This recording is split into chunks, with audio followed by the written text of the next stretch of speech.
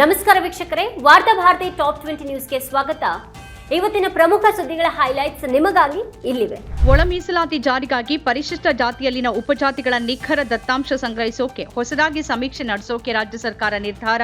ಒಳ ಮೀಸಲಾತಿ ನೀಡುವುದಕ್ಕಾಗಿ ಪರಿಶಿಷ್ಟ ಜಾತಿಯಲ್ಲಿನ 101 ಉಪಜಾತಿಗಳ ದತ್ತಾಂಶ ಸಂಗ್ರಹಿಸೋದಕ್ಕೆ ಹೊಸ ಸಮೀಕ್ಷೆ ನಡೆಸಬೇಕು ಅಂತ ಆಯೋಗ ಮಾಡಿರುವ ಶಿಫಾರಸನ್ನ ಒಪ್ಪಿದ್ದೇವೆ ಅಂತ ಕಾನೂನು ಸಚಿವ ಎಚ್.ಕೆ. ಪಾಟೀಲ್ ಹೇಳಿಕೆ. ರಾಜ್ಯ ಸರ್ಕಾರಿ ನೌಕರರು ಮತ್ತು ಅವರ ಅವಲಂಬಿತ ಕುಟುಂಬದ ಸದಸ್ಯರಿಗೆ ನಗದು ರಹಿತ ವೈದ್ಯಕೀಯ ಸೌಲಭ್ಯ ಒದಗಿಸುವ ಕರ್ನಾಟಕ ಆರೋಗ್ಯ ಕುಟುಂಬ ಸಂಜೀವಿನಿ ಯೋಜನೆಯ ಕೆಲವು ಅಂಶ ಪರಿಷ್ಕರಣೆ, ಅದಕ್ಕೆ ಒಪ್ಪಿಗೆ ನೀಡಿದ ಸಚಿವ ಸಂಪುಟ ಸಭೆ. ರಾಜ್ಯದಲ್ಲಿ ನಂದಿನಿ ಹಾಲು ಮೊಸರು ಮೇಲಿನ ದರ 4 ರೂಪಾಯಿ ಏರಿಸಿರುವುದು ಖಂಡನೀಯ ಅಂತ ಆಕ್ರೋಶ ವ್ಯಕ್ತಪಡಿಸಿದ ಕೇಂದ್ರ ಮಂತ್ರಿ ಎಚ್.ಡಿ. ಕುಮಾರಸ್ವಾಮಿ. ಇದು ಪ್ರಜಾಪ್ರಭುತ್ವ ಸರ್ಕಾರವಲ್ಲ, ದರ ಏರಿಕೆ ತೆರಿಗೆ ಹೇರಿಕೆ ಸರ್ಕಾರ.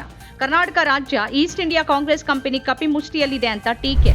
ನಮ್ಮದೇ ಗಾಡಿ ಫುಲ್ ಇದೆ, ಜೆಡಿಎಸ್ 18 ಶಾಸಕರನ್ನ ತೆಗೆದುಕೊಂಡು ನಾವೇನ್ ಮಾಡೋಣ ಎಂದ ಲೋಕೋಪಯೋಗಿ ಸಚಿವ ಸತೀಶ್ ಜಾರಕಿಹೊಳಿ. ಓವರ್ಲೋಡೆಡ್ ಇದ್ರೂ ನಮ್ಮದು ಕಾಂಗ್ರೆಸ್ ಪಕ್ಷವೇ, ಇಲ್ಲಿಯೇ ಅಧ್ಯಕ್ಷ ಆಗಬೇಕು, ಇಲ್ಲಿಯೇ ಸಿಎಂ ಆಗಬೇಕು, ಸದ್ಯಕ್ಕೆ ವೇಟಿಂಗ್ ಲಿಸ್ಟ್ ನಲ್ಲಿ ಇದ್ದೇವೆ, ಇಲ್ಲಿಯೇ ಕಾಯ್ತೇವೆ ಅಂತ ಹೇಳಿಕೆ.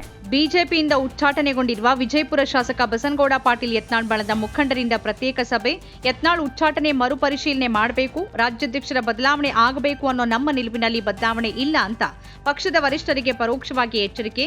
ಬಿಜೆಪಿ ಭಿನ್ನರ ಸಭೆಯಲ್ಲಿ ಉಚ್ಚಾಟಿತ ಶಾಸಕ ಬಸನಗೌಡ ಪಾಟೀಲ್ ಯತ್ನಾಳ್, ಶಾಸಕ ರಮೇಶ್ ಜಾರಕಿಹೊಳಿ, ಶಾಸಕ ಬಿಪಿ ಹರೀಶ್, ಮಾಜಿ ಸಚಿವ ಕುಮಾರ್ ಬಂಗಾರಪ್ಪ, ಮುಖಂಡ ಎನ್ಆರ್ ಸಂತೋಷ್ ಭಾಗಿ. ಮೈಸೂರು ನಗರಾಭಿವೃದ್ಧಿ ಪ್ರಾಧಿಕಾರದ ನಿವೇಶನಗಳ ಅಕ್ರಮ ಹಂಚಿಕೆ ಹಗರಣದ ಆರೋಪಕ್ಕೆ ಸಂಬಂಧಪಟ್ಟಂತೆ ಮೂಡಾ ಮಾಜಿ ಆಯುಕ್ತ ಡಿಬಿ ನಟೇಶ್ ಅರ್ಜಿಯನ್ನು ಪುರಸ್ಕರಿಸಿದ್ದ ಏಕಸದಸ್ಯ ನ್ಯಾಯಪೀಠದ ಆದೇಶವನ್ನು ಪ್ರಶ್ನಿಸಿ ಜಾರಿ ನಿರ್ದೇಶನಾಲಯ ಸಲ್ಲಿಸಿದ್ದ ಮೇಲ್ಮನವಿಯ ಮಧ್ಯಂತರ ಆದೇಶವನ್ನು ಕಾಯ್ದಿರಿಸಿದ ಹೈಕೋರ್ಟ್. ವಕ್ಫ್ ತಿದ್ದುಪಡಿ ಮಸೂದೆಯನ್ನ ವಿರೋಧಿಸಿ ರಂಜಾನ್ ತಿಂಗಳ ಕೊನೆ ಶುಕ್ರವಾರ ಅಂದ್ರೆ ಇಂದು ಕೈಗೆ ಕಪ್ಪು ಪಟ್ಟಿಯನ್ನ ಧರಿಸಿ ಮೌನ ಪ್ರತಿಭಟನೆಗೆ ಕರೆ ನೀಡಿದ ಅಖಿಲ ಭಾರತ ಮುಸ್ಲಿಂ ವೈಯಕ್ತಿಕ ಕಾನೂನು ಮಂಡಳಿ. ಶುಕ್ರವಾರದ ಪ್ರಾರ್ಥನೆ ನಂತರ ಮಸೀದಿಯ ಮುಂದೆ ನಿಂತು ಕೇಂದ್ರ ಸರ್ಕಾರದ ವಕ್ಫ್ ತಿದ್ದುಪಡಿ ಮಸೂದೆಯನ್ನ ವಿರೋಧಿಸಿ ಕೈಗೆ ಕಪ್ಪು ಪಟ್ಟಿಗಳನ್ನ ಕಟ್ಟಿಕೊಂಡು ಮೌನ ಪ್ರತಿಭಟನೆಯ ಮೂಲಕ ಮಸೂದೆ ವಾಪಸ್ ಪಡಿಬೇಕು ಅಂತ ಆಗ್ರಹ. ಕರ್ನಾಟಕದ ನರ್ಸಿಂಗ್ ವಿದ್ಯಾರ್ಥಿಗಳಿಗೆ ಜಾಗತಿಕ ಉದ್ಯೋಗ ಅವಕಾಶವನ್ನು ಹೆಚ್ಚಿಸೋಕೆ ಎಲ್ಲ ನರ್ಸಿಂಗ್ ಕಾಲೇಜುಗಳಲ್ಲಿ ವಿದೇಶಿ ಭಾಷಾ ಪ್ರಯೋಗಾಲಯಗಳ ಮೂಲಕ ವಿದೇಶಿ ಭಾಷಾ ತರಬೇತಿಯನ್ನು ನೀಡಲಾಗುತ್ತೆ ಅಂತ ವೈದ್ಯಕೀಯ ಶಿಕ್ಷಣ ಸಚಿವ ಡಾ ಶರಣಪ್ರಕಾಶ್ ಪಾಟೀಲ್ ಘೋಷಣೆ.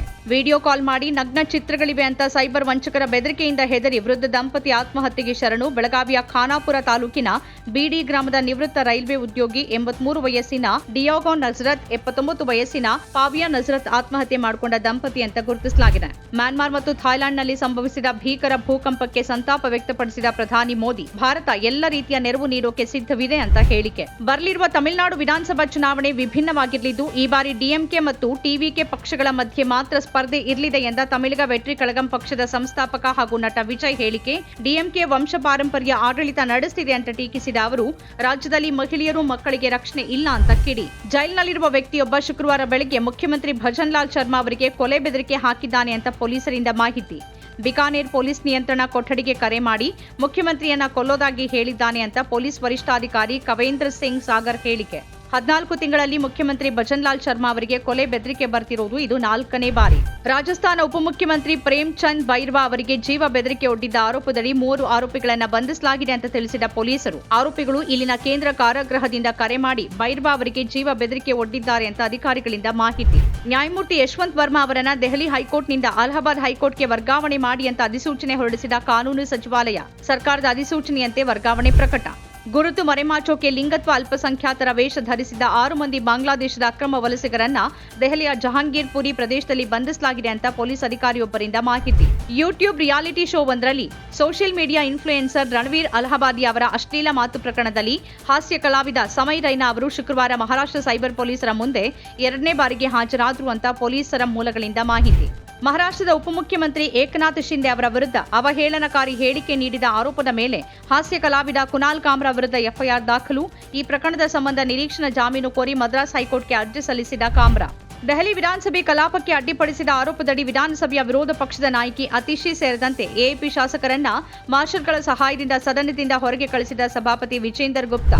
2019ರಲ್ಲಿ ದೆಹಲಿಯಲ್ಲಿ ಬೃಹತ್ ಗಾತ್ರದ ಬ್ಯಾನರ್ಗಳನ್ನು ಸಾರ್ವಜನಿಕವಾಗಿ ಅಳವಡಿಸುವ ಮೂಲಕ ಜನರ ಹಣವನ್ನು ದುರುಪಯೋಗಪಡಿಸಿಕೊಂಡ ಆರೋಪದಡಿ ಎಎಪಿ ರಾಷ್ಟ್ರೀಯ ಸಂಚಾಲಕ ಹಾಗೂ ಮಾಜಿ ಮುಖ್ಯಮಂತ್ರಿ ಅರವಿಂದ್ ಕೇಜ್ರಿವಾಲ್ ಮತ್ತು ಇತರರ ವಿರುದ್ಧ ಎಫ್ಐಆರ್ ದಾಖಲಿಸಲಾಗಿದೆ ಅಂತ ನ್ಯಾಯಾಲಯಕ್ಕೆ ತಿಳಿಸಿದ ಪೊಲೀಸರು. ಲಂಡನ್ನ ಆಕ್ಸ್ಫರ್ಡ್ ವಿಶ್ವವಿದ್ಯಾನಿಲಯದಲ್ಲಿ ಪಶ್ಚಿಮ ಬಂಗಾಳದ ಮುಖ್ಯಮಂತ್ರಿ ಮಮತಾ ಬ್ಯಾನರ್ಜಿ ಅವರ ಭಾಷಣಕ್ಕೆ ಅಡ್ಡಿಪಡಿಸಿದ ಪ್ರತಿಭಟನಾಕಾರರು ಕಳೆದ ವರ್ಷ ನಡೆದ ಆರ್ಜಿಕರ್ ವೈದ್ಯ ವಿದ್ಯಾರ್ಥಿನಿ ಮೇಲಿನ ಅತ್ಯಾಚಾರ, ಕೊಲೆ, ಸಂದೇಶ್ ಖಾಲಿ ಮಹಿಳೆಯರ ಮೇಲಿನ ಅತ್ಯಾಚಾರ ಸಂಬಂಧ ಪ್ರಶ್ನೆಗಳನ್ನು ಎತ್ತಿದ ಪ್ರತಿಭಟನಾಕಾರರು